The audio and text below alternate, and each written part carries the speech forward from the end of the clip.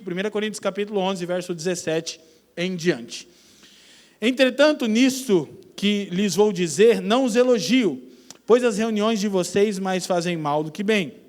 Em primeiro lugar, ouço que quando vocês se reúnem como igreja, há divisões entre vocês, e até certo ponto eu o creio. Pois é necessário que haja divergências entre vocês, para que sejam conhecidos quais dentre vocês são aprovados. Quando vocês se reúnem, não é para comer a ceia do Senhor, porque cada um come a sua própria ceia, sem esperar pelos outros. Assim, enquanto um fica com fome, outro se embriaga. Será que vocês não têm casa onde comer e beber? Ou desprezam a igreja de Deus e humilham os que nada têm?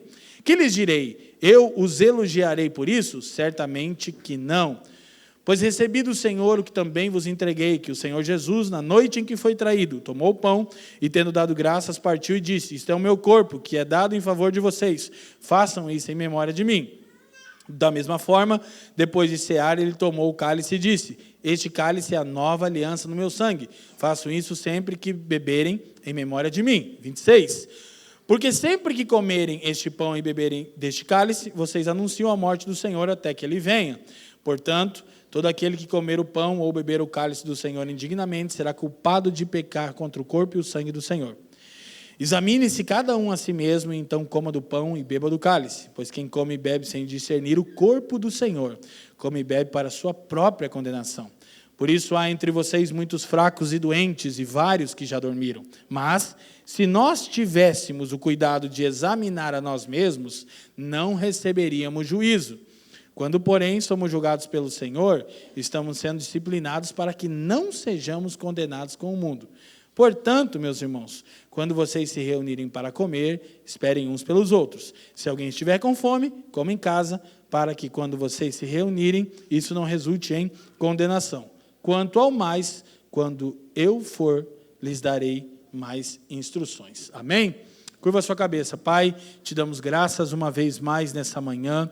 Em especial, Senhor, te damos graças por Cristo Jesus, o corpo e o sangue entregue para a nossa redenção, para a nossa restauração, para a remissão dos nossos pecados. Nenhum de nós poderia estar na sua presença se não fosse pelas suas muitas misericórdias. Te pedimos que você nos presenteie com espírito de sabedoria e de revelação, para que os nossos olhos sejam iluminados e que conheçamos o seu supremo propósito, que cessem também as distrações e inquietações da nossa alma, a começar pela minha, e que tudo aqui, Pai, seja para a glória do Teu nome, pelos interesses de Cristo e para o bem do mundo. Nós oramos no precioso nome do Seu Filho, e quem crê, diga amém. Então, esse texto que vamos trazer com ênfase, discernindo o corpo de Cristo, ele é um outro aspecto desse encontro extremamente relevante na vida da igreja. Na semana passada, eu falei como historicamente a igreja tem discutido o verbo mais debatido na história da igreja, da expressão isto é o meu corpo. E as muitas formas de interpretação, transubstanciação, consubstanciação, memorial, simbolismo e realidade espiritual. Há muitas maneiras de interpretar. Naturalmente, consideramos umas certas, outras erradas, outras completamente equivocadas e outras aparentemente muito mais próximos do que é a verdade. Mas o que nós percebemos semana passada? Que talvez não haja uma verdade absoluta e a teologia sistemática não seja suficiente para encerrar o assunto. Então, semana passada, eu disse que estava ali manifestando um pouco do liberal que mora em mim, né? Os teólogos de carteirinha, eles surtam, porque, por vezes, a sistemática, ela suprime a vida da igreja. Porque a vida da igreja é dinâmica, é complexa, é vibrante, é pujante, de maneira que há coisas que a teologia sistemática não consegue fechar. E a mesa do Senhor é uma discussão de 2000 anos. Irmãos, eu sei que tem gente zelosa que vai dizer, que isso, pastor, nem briga com o liberalismo teológico. Não, é que os excessos levaram homens como Zwinglio a afogarem os anabatistas. Levaram pessoas como Lutero e Zwinglio a racharem a comunhão pela interpretação da ceia. Gente, Se a teologia vai nos servir para nos fragmentar, para nos rachar, inclusive o que Paulo vai combater aqui são as muitas facções, são as muitas divisões do corpo de Cristo. Então, nós entendemos que há um espaço aberto para que cada época a igreja entenda a mesa do Senhor, não de formas muito distintas. Não estou dizendo novo, que agora veio revelado para nós e ninguém tinha antes. Por favor, ninguém está aqui envaidecido de si mesmo. Mas atestamos o problema. Aí eu disse, nós lemos o texto lá de Marcos, Lucas e Mateus, que falam da ceia do Senhor.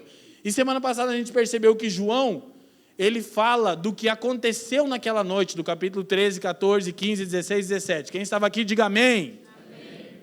E a gente diz que, curiosamente, João não se preocupou. Ele nem falou isto é o meu corpo, isto é o cálice da nova aliança. Ninguém fala do cordeiro da Páscoa que tinha que estar naquela mesa, não se menciona ele. João só fala assim, Satanás entrou em Judas, Jesus pegou um avental no fim do jantar e foi ensinar o significado da sua mesa.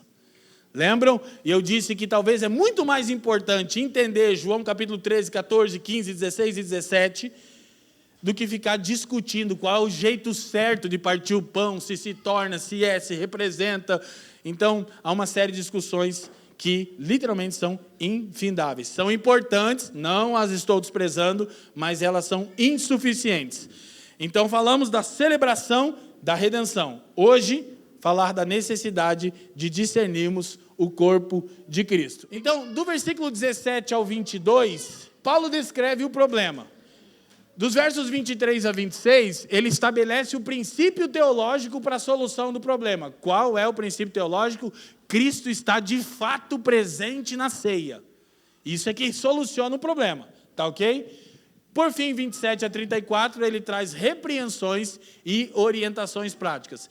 É interessante nós lembrarmos que, antes dos evangelhos sinóticos, Mateus, Marcos e Lucas, que vão registrar a última ceia, Paulo escreve 1 Coríntios. Paulo não recebeu isso de nenhum apóstolo. Inclusive, no verso 23, ele diz algo que poderia soar até meio assim, metido da parte do Paulo, né? O Paulo diz assim, porque eu recebi do Senhor o que também vos entreguei. Não consultei nenhum dos apóstolos. O próprio Senhor, ressurreto, apareceu a Paulo e contou tudo o que aconteceu naquela noite. Gente, que coisa gloriosa. Isso é maravilhoso.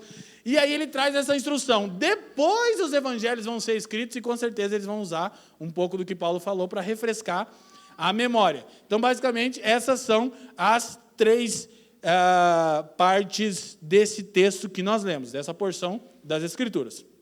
Agora, outra coisa é que o problema central de toda desordem, e realmente é uma coisa extremamente desafiadora, porque Paulo vai dizer assim, ó, nisso que vos prescrevo, não vos louvo.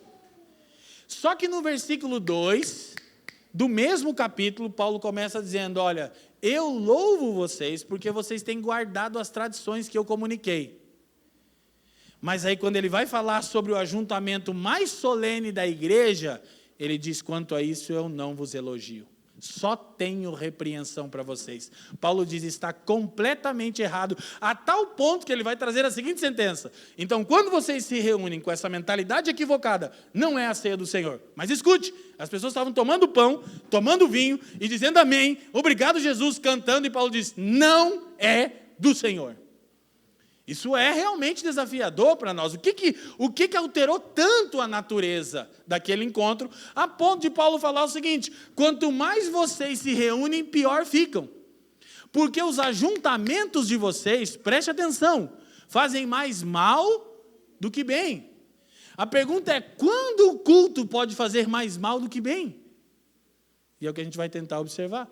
Já se deu conta que as Escrituras estão dizendo no verso 17, que a igreja de Corinto havia se distanciado tanto da essência da natureza do Evangelho, que o culto deles fazia mais mal do que bem. Não responde, mas algumas pessoas aqui já viveram em ambientes tão tóxicos que o culto fazia mais mal do que bem. Não precisa dizer sim porque eu sei que sim. Então, Paulo passa essa repreensão e vai mostrar que a natureza desse problema, a igreja de Corinto estava lidando com imoralidade, estava lidando com problemas culturais, não sabia como se comportar na sociedade, estava lidando com uma série de problemas quanto ao uso dos dons espirituais, eles não sabiam a ordem, estava lidando com a base de tudo isso, divisões e partidos. Então, olha só, o que está acontecendo nessa carta para chegar onde estamos? Primeiro, haviam preferências doutrinárias. E essas preferências não eram apenas um gosto, uma afinidade, elas estavam causando partidos. Ou seja, lá na igreja de Corinto, haviam irmãos que diziam assim, não, eu sou de Paulo. Paulo é o apóstolo que recebeu a revelação. Aí o outro dizia, não, eu sou de Pedro, porque Pedro andou com o Cristo. E aí a galera mais do meu estilo, que eu seria, dizia, não, eu sou de Apolo. Porque o Apolo, como eu sou maloqueiro, quem foi criado na periferia, tem na sua essência algo contra o pop. Ficou popular e eu já não quero mais, entendeu? Eu ouvi AC/DC quando ninguém conhecia, quando era coisa do gueto. AC/DC ficou famoso. Nossa, eu odeio AC/DC, perdeu a graça. Agora eu vou ouvir Motorhead. O negócio a gente ficava achando as bandas. Então, eu seria de Apolo, porque Apolo era um cara... Ninguém meio que sabia quem era Apolo, mas o que foi dito dele, foi dito que ele era top, né? Se eu fosse um crente carnal lá em Corinto, eu seria de Apolo. E aí tinha um povo mega, ultra espiritual que dizia, não, nós somos de Cristo. Aqui é outro patamar de unção. Então, até Cristo era usado para promover facção na igreja de Corinto. Paulo, Pedro, Apolo, Cristo. E Paulo diz, essas preferências doutrinárias exacerbadas estão promovendo facção. Estão fazendo vocês perderem a consciência do que é a natureza básica da igreja, ou seja, uma família de irmãos e irmãos a quem Deus ama e os redimiu e que devem celebrar e amar uns aos outros. Então, a gente tem preferência doutrinária, não tem problema, eu acho o Calvino muito melhor do que Armínio, 300 milhões de vezes. Eu não considero um irmão arminiano um não irmão, ou um irmão inferior, um irmão de baixa renda, né? Um irmão médio, né? Um afegão médio. Quem está me entendendo? Claro que não, só me parece que a maneira que Calvino organizou as doutrinas, para mim, são mais satisfatórias, enquanto para a nossa comunidade de fé. Mas a gente reconhece tantas outras tradições na história da igreja. Então a gente até menciona, a família é bem dinâmica, vocês já perceberam, né? Graças a Deus, não é a igreja de uma pessoa. Tem vários irmãos servindo. Então, uma hora eu estou aqui pregando, aí talvez um irmão ou outro fala, poxa, eu gosto mais do jeito do Vieira. Se isso mantém aqui, está tudo bem. Se quando o pastor Fabiano Crenque, ou Juliano Maroldi, ou Lucas Bause, o pastor Leandro Vieira, outro irmão vai pregar, os Aspira, o Greg, né? E os outros que estão sendo formados, esse cara vai pregar, opa, não, peraí. Desde que ele pregue a Escritura, pode ser a coisa mais boçal e chata do mundo. Você tem que preocupar que ele pregue a Bíblia, quem está entendendo isso? Eu gosto mesmo do Leandro. Opa, já está saindo do campo da admiração. O que está acontecendo em Corinto não é que eles curtem mais um ou outro, é que eles estão criando partidos, facções e dividindo a igreja. Segundo, haviam preferências culturais. O problema que percorre todo o Novo Testamento. Judeus contra gentios. Gentios contra judeus. De maneira que a ceia, então, era celebrada nessa festa ágape, festas de amor. A igreja primitiva, sempre que se reunia para celebrar a mesa do Senhor, ela comia junto. É por isso que a gente, 16 anos, só fez assim. Tem que comer junto. Então, agora a gente não abriu mão de comer junto. Vamos comer junto de casa em casa e vamos acrescentar mais o ato, né, simbólico e espiritual aqui no domingo. Então, todos os domingos, até Jesus voltar, se Ele nos permitir, a gente vai cear, amém? E de casa em casa, nas semanas, todas as vezes, quantas vezes você quiser partir o pão. Visitei um irmão de manhã, parte o pão, à tarde parte o pão, à noite parte o pão, de madrugada. Só não pode partir o pão sozinho, precisa de um outro irmão, amém? Aí, maravilhoso. Então, está tendo um problema. Daí você imagina os judeus lá, estão convertendo, chegam os gentios de Corinto, festa ágape, vamos cear, o cara traz um porco. Olha, sei um porcão para nós. Como um judeu fala, meu Deus, cara, eu não como porco, é do diabo. E aí começou a gerar um monte de problema na igreja por causa das questões culturais. Então, preferências doutrinárias, preferências culturais vão gerando cismas na igreja. Né? Eu não gosto do jeito que essa pessoa se veste. Eu não gosto do tipo, do gênero de música que ela escuta. E daí? Nossa comunhão não está nessas coisas superficiais. Que dirá quando a gente é papai e mamãe. E quem é papai e mamãe? Cada um tem um jeito de criar o filho. Isso não tem, a Escritura não está ordenando nada sobre isso. A Escritura diz assim, crie o seu filho no temor do Senhor. Quem está entendendo, amém? O jeito que você vai usar, prometeu. Se você dá conta, que legal, lindo. Não faz disso um partido. Algo, eu acho que isso é o jeito certo. Que jeito certo, rapaz? É o seu jeito, é o que te parece melhor. Quem está me entendendo, amém? Então, aí tem outro problema acontecendo. Preferências sociais. Então, Paulo diz que como cada família trazia algo, os mais ricos traziam sua própria ceia. E ao invés de trazer no sentimento do seguinte, imagina muitas famílias pobres. Aquela era a melhor refeição que eles faziam na semana, as famílias pobres. Então, os irmãos mais abastados traziam. E você está pensando que eles estão trazendo para partilhar com as famílias mais pobres, mas Paulo está dizendo, cada um come antecipada. Chegar aqueles irmãos. E aí Paulo começa a repreender e diz assim, gente, vocês estão tendo preferências por questões sociais, ricos contra pobres. Uma igreja que trata as pessoas pela posição social delas deixou de ser uma igreja faz muito tempo. É Rotary, é Lions. A igreja, por isso que é mesa, olha para mim, uma das dinâmicas da mesa, que dirá no primeiro século, é essa aqui, igualar todos. Mas, chegou aquele irmão mais abastado, agora vamos ter uma atenção melhor com ele. Gente, o que é isso? Aí Paulo diz assim, eu não vos louvo. Vocês estão comprometendo a natureza da mesa do Senhor, do culto público, da vida da igreja. Então, são problemas doutrinários, culturais, sociais, que vão chegar nesse ponto. Então, quando Paulo diz que o culto fazia mais mal do que bem, sem sombra de dúvida, é um dos quadros mais caóticos do Novo Testamento, gente. Se imagina, o culto público tem que ser o ápice da nossa fé, não pode ser tudo da nossa fé. Ele é o ápice, a ponta do iceberg. Durante a semana servimos a Deus, glorificamos a Deus, procuramos os interesses de Cristo, procuramos o bem do mundo. E aí a gente chega no culto domingo para agradecer a Deus, para celebrar a Deus, para ser encorajado para mais uma jornada. E quando os irmãos congregavam, eles ficavam pior do que entraram. Então a gente precisa pensar no porquê. Então, Paulo considera que a situação é tão séria que ele não está simplesmente oferecendo uns poucos comentários acadêmicos, diz Leon Morris. Antes, ordena que se corrija imediatamente tais práticas.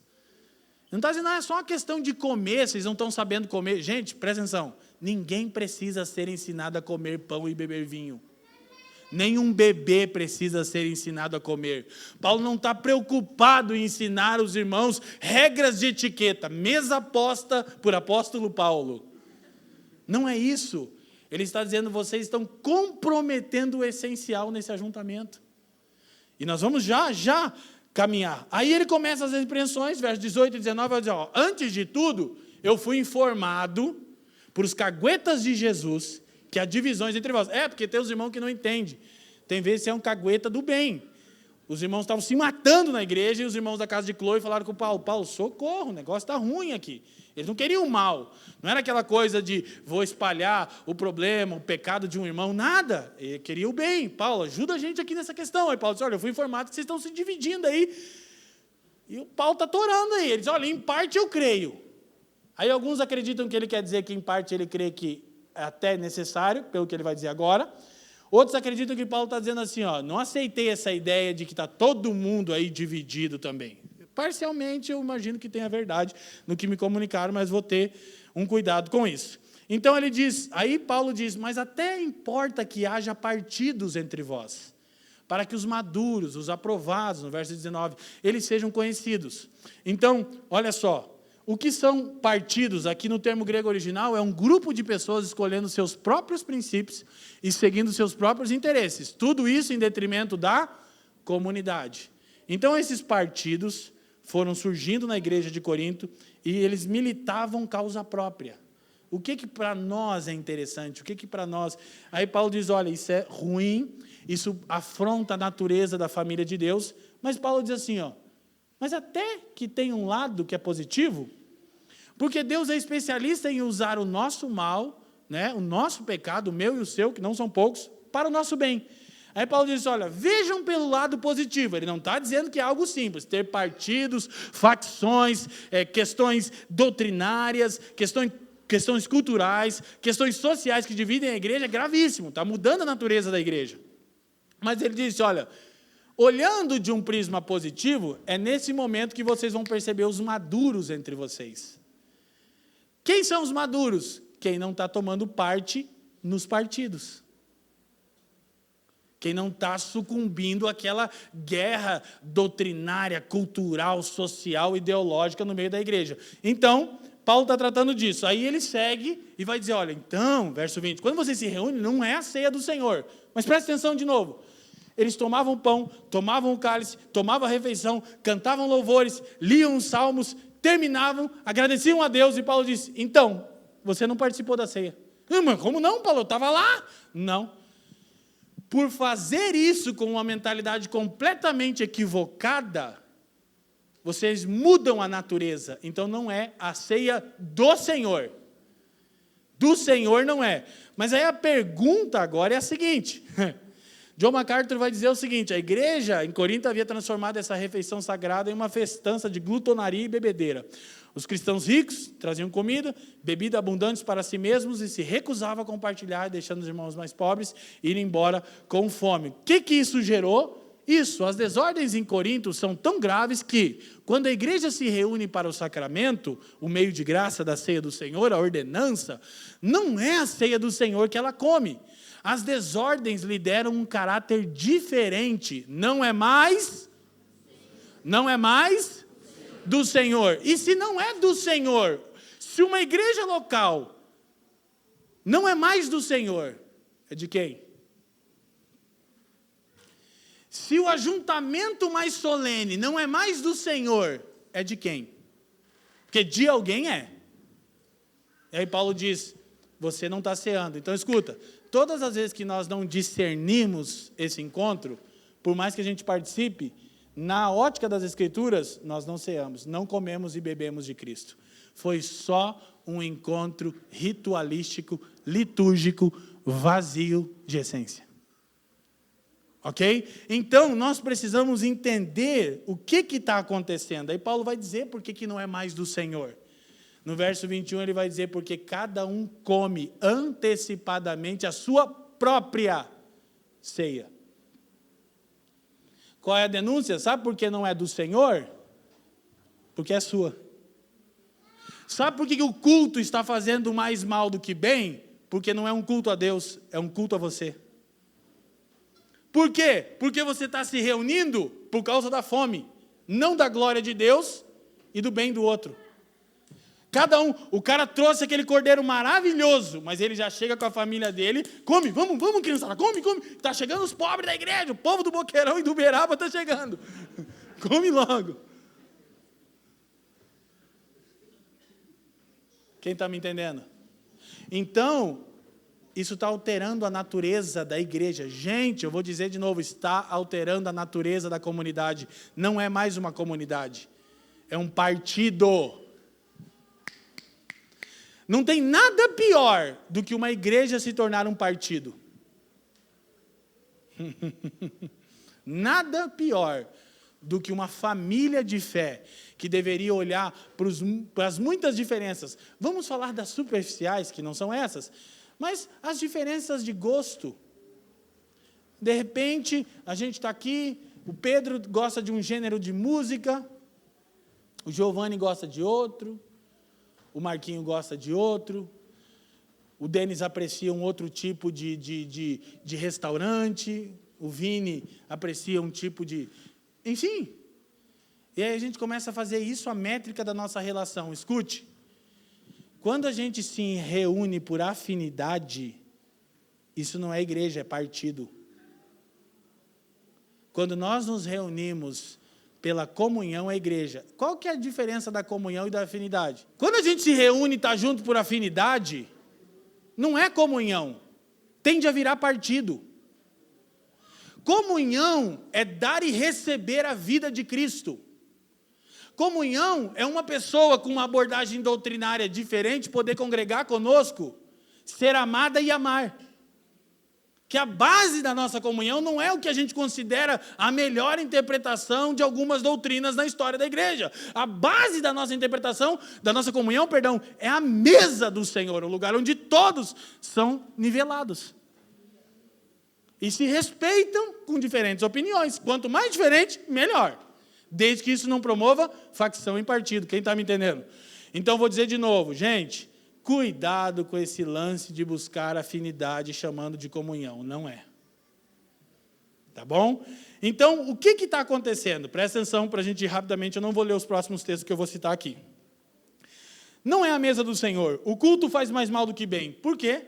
1 Coríntios 10, Paulo já está tratando do problema. Verso 21, ele diz assim, vocês não podem beber o cálice do Senhor e o dos demônios. Vocês não podem participar da mesa do Senhor e da mesa dos demônios. Olha que coisa pesada. Estava tendo um problema com as carnes, presta atenção nisso. Lá em Corinto, sacrificadas aos ídolos. Eu não tenho tempo para explicar, em outra mensagem já falei disso, agora não lembro o nome. Acho que é Romanos 14, as questões de consciência. Desculpa. Então, os irmãos não sabiam que tipo de carne podia comer, porque umas eram sacrificadas aos ídolos, depois iam ser vendidas nos mercados. Aí Paulo diz assim para os maduros, gente, o ídolo nada é, pode comer a galinha de farofa na esquina, não faz mal não. É galinha, é farofa, não tem Satanás na farofa.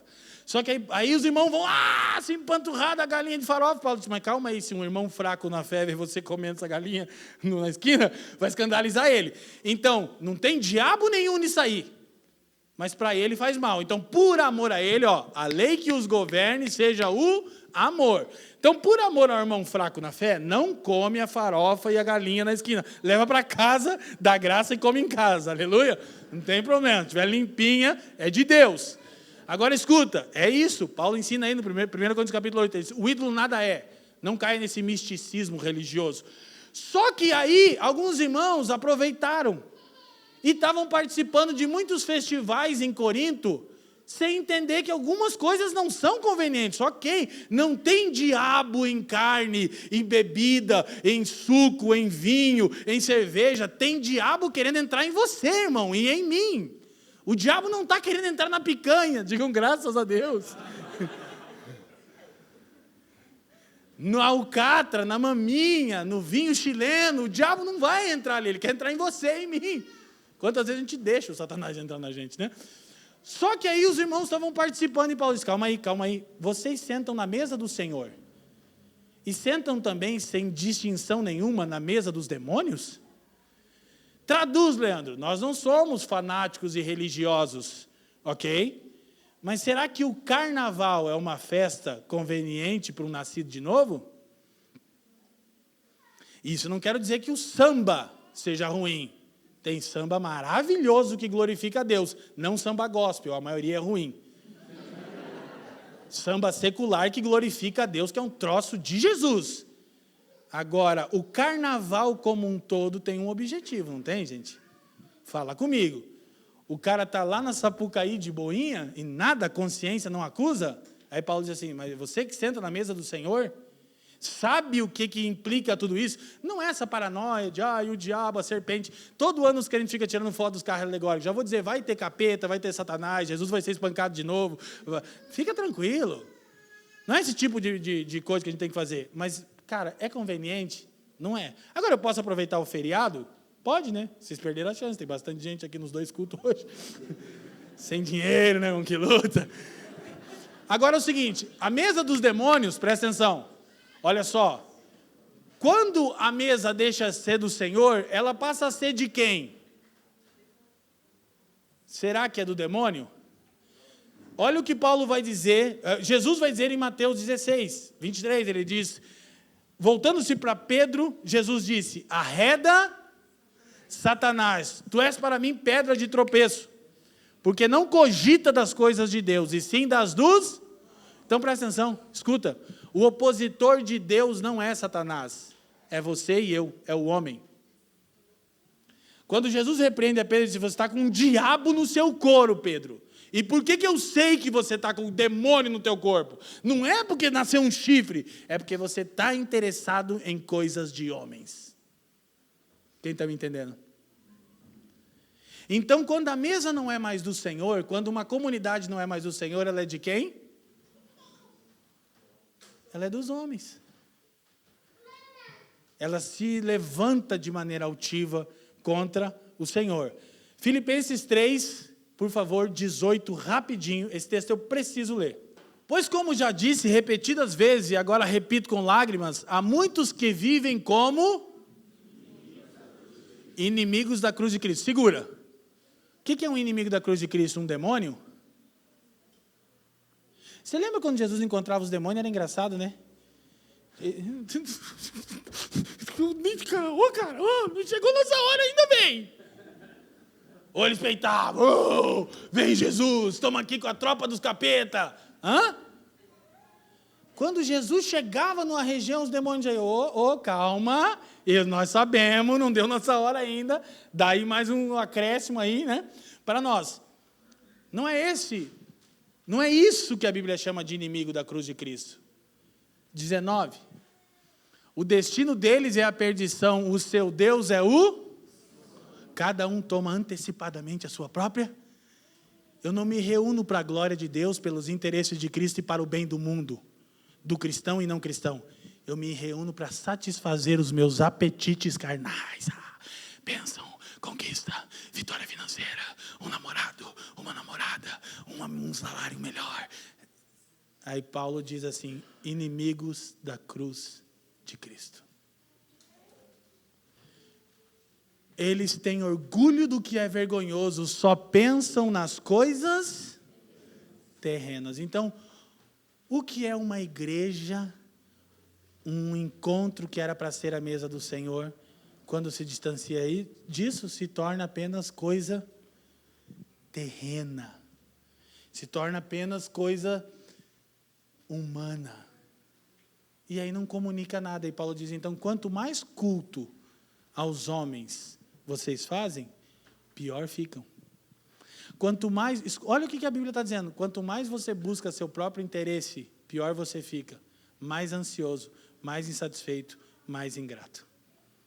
Quanto mais você entende que você tem tudo em Cristo Jesus, melhor você fica.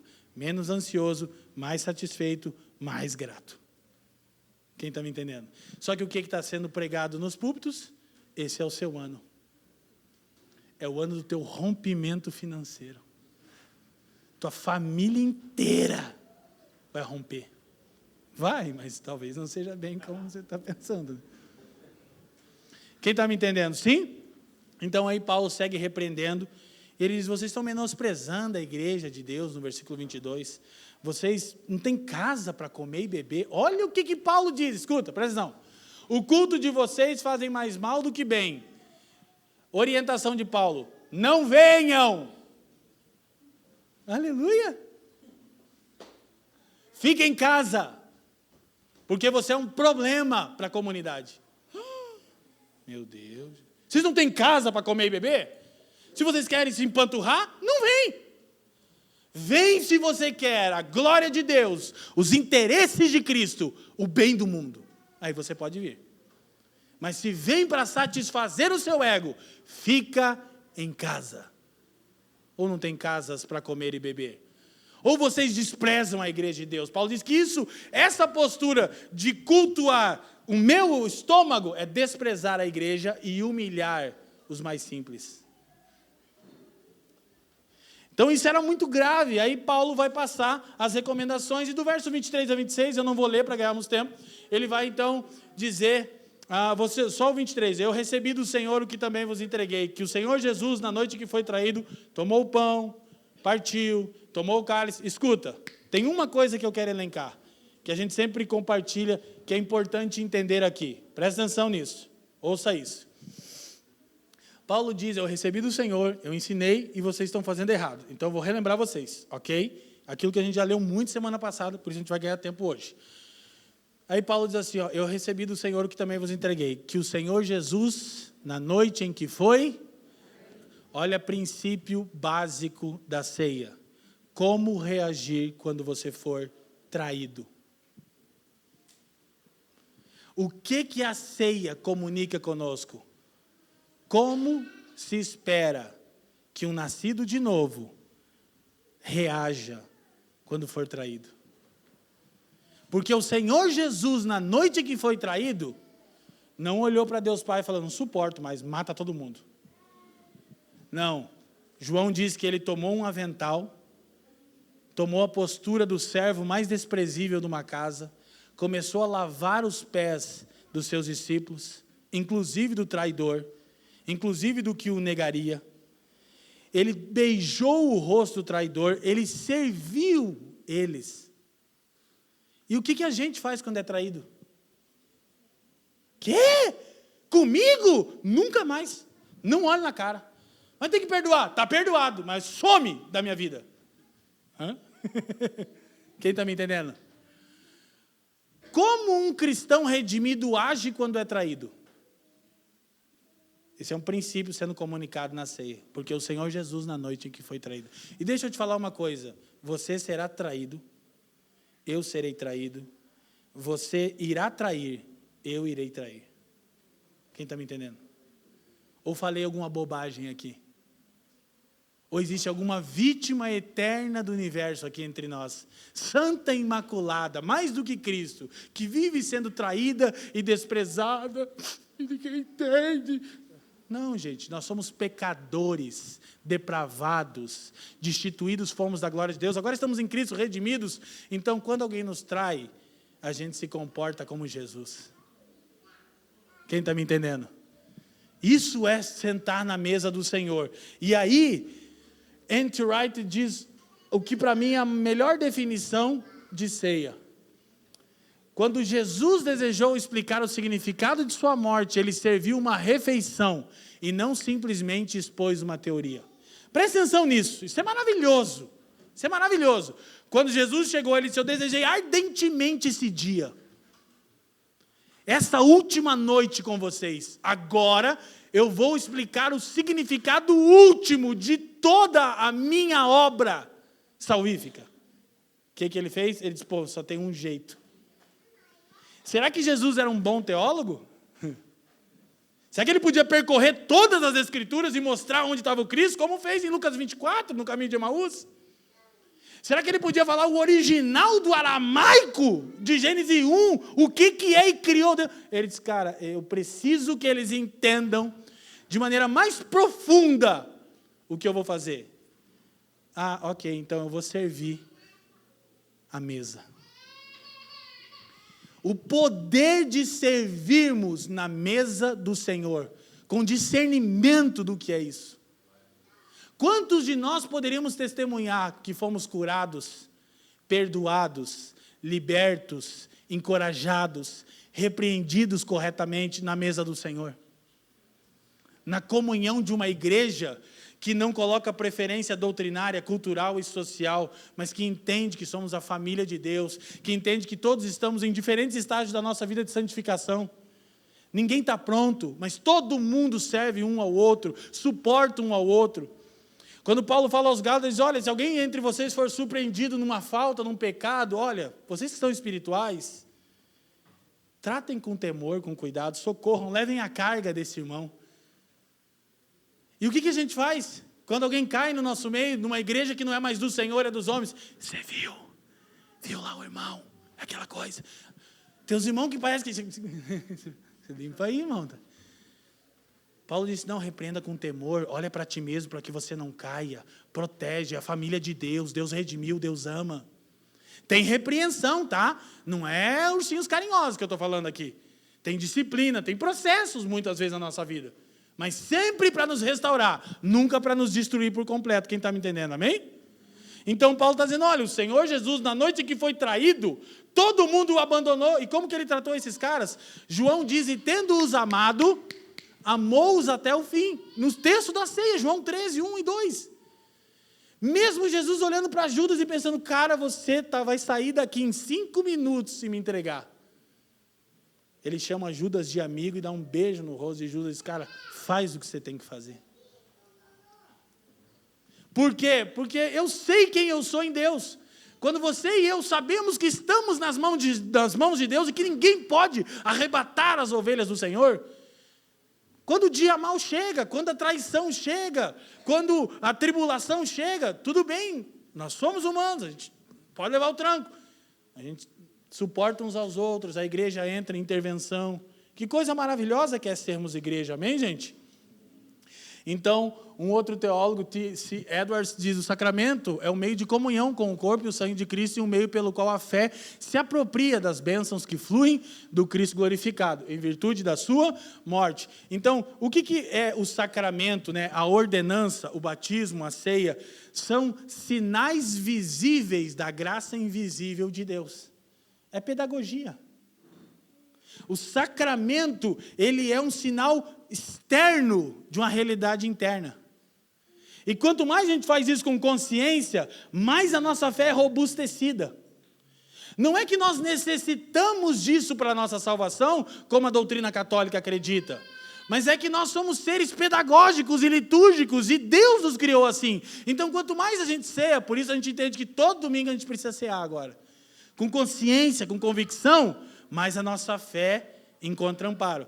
Então, é um sinal visível da graça de Deus e é um testemunho público da nossa fé. Quem está me entendendo, amém? Por isso ceamos, por isso nos batizamos, por isso usamos meios de graças. Aí Paulo vai dizer, do 27 em diante, que quem comer e beber o cálice indignamente será réu do corpo e do sangue do Senhor. Só que aí tem um problema. Por quê? Quem aqui é digno de participar da mesa do Senhor? Ninguém. Então, Leon Morris novamente diz o seguinte: há um sentido em que todos têm que participar indignamente, pois ninguém jamais pode ser digno da bondade de Cristo para conosco. Quem aqui merecia estar aqui? Quem aqui merece participar do corpo de Cristo? Quem aqui Deus tinha mesmo que ter te salvado, porque você é diferenciado? Não. Todos nós somos uma montoeira de pecado, alvos da misericórdia de Deus. Ok? Então, somos indignos, mas... no outro sentido, podemos vir dignamente, isto é, com... O que é participar com dignidade? É com fé. Naquilo que Cristo fez por nós. Podemos participar com fé, com a devida realização de tudo que pertence a tão solene rito. Negligenciar isso é vir indignamente no sentido censurado. O homem que age assim é réu do corpo e do sangue do Senhor. Olha só, a grandeza da dádiva oferecida é a medida da grandeza da sua culpa. Qual é o tamanho da dádiva de Cristo? É o tamanho da culpa de comer sem discernir a dádiva de Cristo. Quem está me entendendo? Aí, é interessante, na mesma linha, John MacArthur vai dizer indignamente, né, ou seja, de forma ritualística, indiferente, sem um coração arrependido, com espírito de amargura, com qualquer outra atitude ímpia, pensando em si mesmo, como já vimos, e a melhor definição que eu encontrei é do meu teólogo preferido, mas isso não é partidarismo, é que é a melhor mesmo. João Calvino vai dizer: participar da ceia de forma digna é ter consciência de sua indignidade. Calvininho era diferenciado, né, cara? Fala a verdade. O que é participar da ceia de forma digna? É ter a consciência: eu jamais serei digno, mas pela fé eu participo. Eu me aproprio, é um sinal visível de uma realidade que é interior. Eu me aproprio dos benefícios da obra de Cristo. Discernindo. Aí, o ponto é essencial, discernir o corpo de Cristo. 2 corpos Paulo tem em mente aqui: o corpo físico de Jesus, representado no pão e no vinho, que representa o quê? A nossa redenção. Vou participar? Você discerne a obra de Cristo por você? Você discerne o custo da entrega de Jesus? Você discerne plenamente? Não, nem eu, nem você, ninguém. Mas você tem consciência? Tenho. Segundo, discernir o corpo de Cristo, o corpo místico de Cristo. A igreja, diga corpo físico, corpo místico. O corpo físico entregue, representado no pão e no cálice, obra da redenção. O corpo místico, a igreja, o resultado da redenção. Eu estou discernindo os meus irmãos? Eu estou me empenhando para a comunhão? Eu estou protegendo meus irmãos? Eu estou cobrindo a nudez, a vergonha dos meus irmãos? ou eu me alegro na desgraça alheia, ou tenho o prazer de ser mexeriqueiro, contar, aquele casal está com problema, aquele irmão caiu na droga de novo, eu sabia, era um drogado mesmo. Quem que vive numa igreja assim? Corinto estava assim, gente. Paulo diz, pelo amor de Deus, quanto mais vocês congregam, pior fica, voltem para casa. Então, aí Paulo, vamos correr, né? Está tudo muito corrido, ele vai passar as orientações ali práticas. Ele diz, examine-se o homem a si mesmo. Escuta, presta atenção.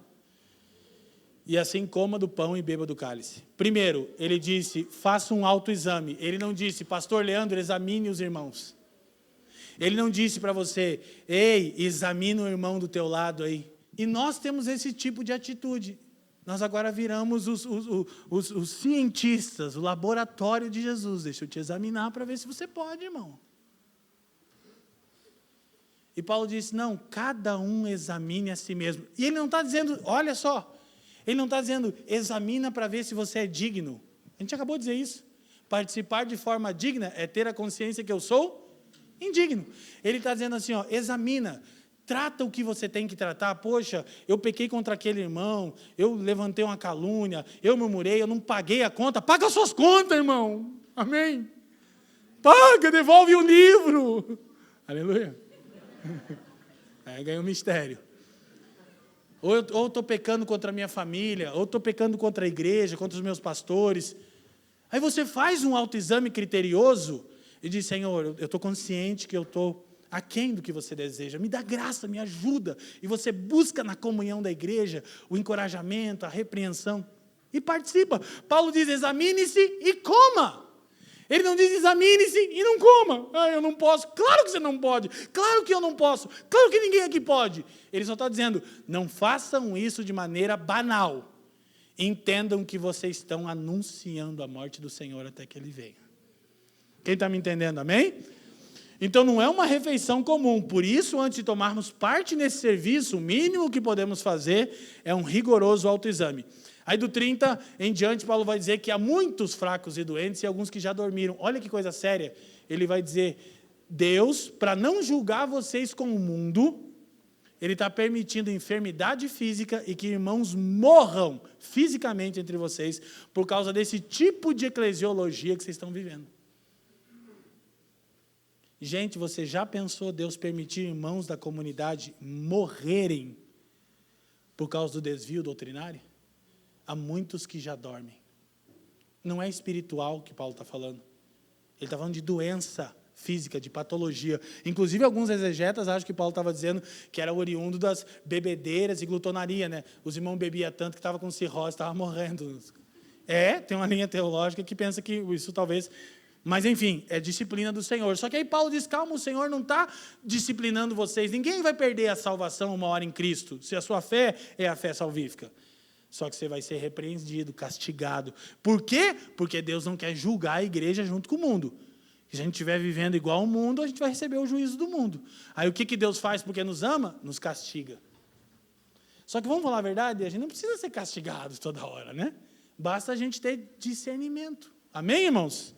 Amém? Então, significa que essas desgraças são sinais do amor de Deus. Olha, porque Deus me ama, permitiu uma enfermidade. Porque Deus ama a igreja, matou um irmão entre eles. Ou Deus matou Ananias e Safiras porque odiava a igreja? Porque amava. O Simão, o mágico que queria a unção de Pedro, ficou cego e enfermo porque Deus odiava a igreja ou porque amava? Porque amava. O que Paulo está dizendo? Tem um monte de gente doente entre vocês. Olha que coisa curiosa. Vocês estão comendo, se empanturrando e estão vivendo como alguém que não está se alimentando, está enfraquecendo e morrendo.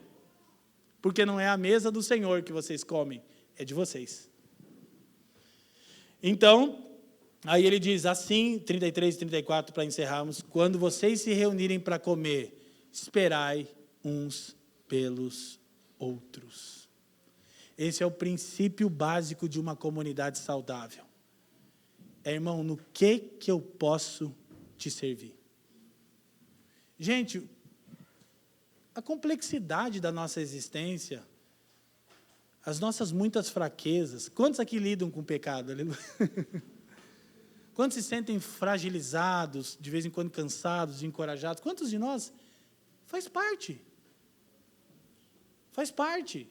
Sua jornada em Cristo não termina porque o dia está nublado. Porque a gente incorreu numa falta. Ou porque a gente sabe que está tão longe daquilo que o Senhor desejava para a gente. Faz parte. Por isso que a gente precisa da igreja. Porque na igreja, uns esperam pelos outros. Então, por fim, para a gente encerrar, na ceia do Senhor nós olhamos em 4 direções. Digam 4 direções. Olhamos para trás. Anunciamos a morte do Senhor. Para fazermos isso com discernimento. Então, quando a gente senta na mesa do Senhor, todo domingo, maravilhosamente, nós vamos usar uma ênfase dessas 4. Para cada domingo do mês. O que tiver os 5, a gente aumenta ali na teologia nossa também. Porque tem muito benefício, né? A gente faz o olhar panorâmico. Nós olhamos para trás, nós anunciamos a morte do Senhor. Então, a gente vai agora participar do pão e do cálice. Para quê? Para anunciar o Deus soberano, vivo, santo, misericordioso, Pai de amor, encarnou na pessoa do seu Filho e se entregou por você e por mim. Por quê? Porque nenhum de nós poderia salvar a si mesmo. Amém? Olhamos também para, leiam comigo, frente, até que Ele venha. Nós anunciamos que o Cristo que veio, virá. E todas essas tribulações, as nossas aflições, as nossas angústias, o corpo do pecado que a gente clama, miserável homem que sou, ah, meu Deus, me livra. Há uma promessa que um dia Jesus vai nos livrar dessas aflições, dessa mazela que é existir num corpo que quer desobedecer a Deus 25 horas por dia. Amém, irmão? Na ceia a gente recebe um encorajamento, ai meu Deus, mata o Adão que vive em mim, as irmãs Eva, os irmãos Adão, né? Olhamos para dentro. Examine-se o homem a si mesmo. Uma predisposição de andar na presença de Deus, mesmo consciente daquilo que a gente tem que lidar e encarar. Encarar de frente as coisas, né? Ser tolerante com o outro e intolerante consigo mesmo. Seja intolerante com o seu pecado. Eu preciso ser intolerante com o meu pecado. Com o do outro, tolerante. Vou esperar ele. Comigo, intolerante, salva-me, Senhor, liberta-me, Senhor, ajuda-me, Senhor, amém? Você é um cristão que está amadurecendo. Dos outros, eu tolero, eu espero. Meu, eu não tolero. E por fim, olhamos ao redor, esperai uns pelos outros. Então, olhamos para trás, anunciamos a morte do Senhor. Olhamos para frente, até que Ele venha. Olhamos para dentro, se estamos discernindo o corpo físico e místico de Cristo, e olhamos ao redor, olhamos para os nossos irmãos, na esperança de encontrarmos encorajamento e de encorajarmos, na esperança de encontrarmos apoio e de apoiarmos, na esperança de encontrarmos alegria e darmos alegria aos irmãos. Uma comunidade assim está glorificando a Deus. Amém? Fácil? Não é fácil. Tem sempre um irmão se sentindo deixado para trás. E talvez a gente está sempre esquecendo alguém. Mas como que a comunidade cresce? Quando isso deixa de ser uma responsabilidade só dos pastores da comunidade. Porque, gente, passa. É verdade que passa. No primeiro culto tinha um irmão aqui numa aflição. Ele estava um tanto distante, ele estava aqui. Eu falei para ele, irmão, me perdoa. A gente não vai deixar você para trás. Ele ficou chateado com a situação aí, achou que a igreja não tinha atendido ele. E ele falou assim, não, pastor, problema sou eu mesmo. Eu digo, então tá bom, porque o meu problema também sou eu. Então vai juntar eu e você e nós vamos tentar caminhar. Quem está me entendendo? Então isso é uma igreja que está querendo glorificar a Deus, que está discernindo a mesa do Senhor. É do Senhor. Amém? Glória a Deus, gente.